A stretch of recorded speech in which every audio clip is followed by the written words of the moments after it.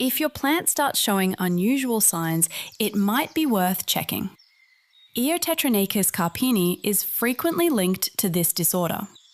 Some typical symptoms include the yellow spider mite's early season damage causes many leaves and flower buds to dry up, grow unevenly, or have abnormalities.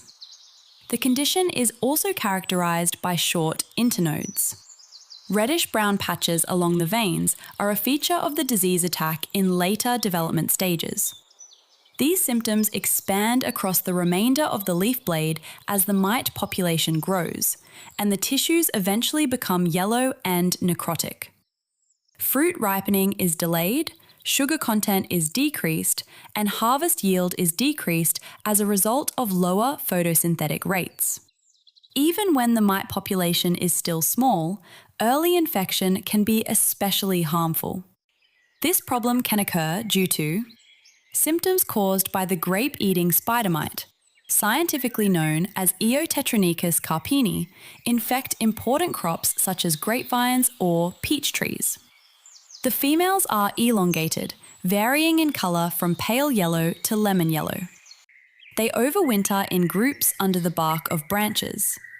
When the first buds appear, they emerge and feed for about 10 days on young leaves.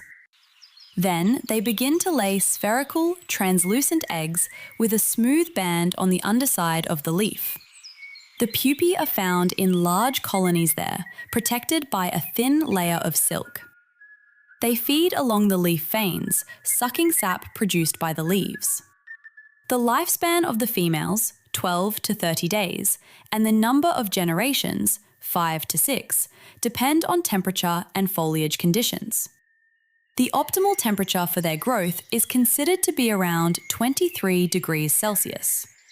You might try organic remedies like the natural predatory spider, Campimodromus aberrans, is one of the antagonistic spider species that may be employed to manage Eotetranychus carpini spider populations. However, identical chemical treatments used to manage this pest also kill this predatory spider.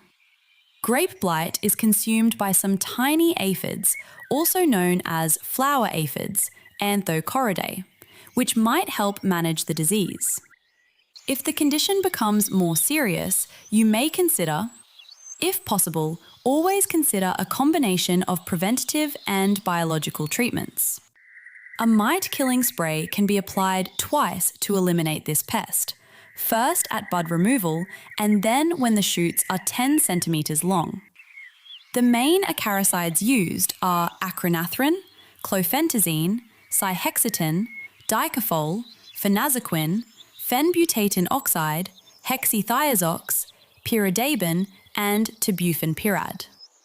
These products also affect natural predators, such as the mite Campimodromus aberrans.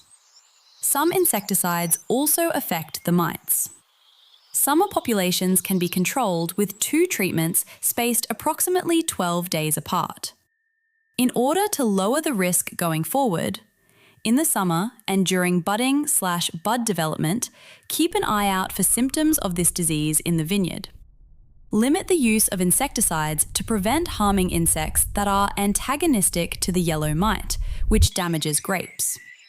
In conclusion, mites consume leaf sap and reside along the veins on the underside of leaves.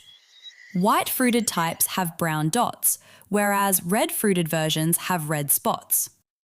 Leaf drop and early withering result from this. To find out more about maintaining the health of plants, subscribe to the channel.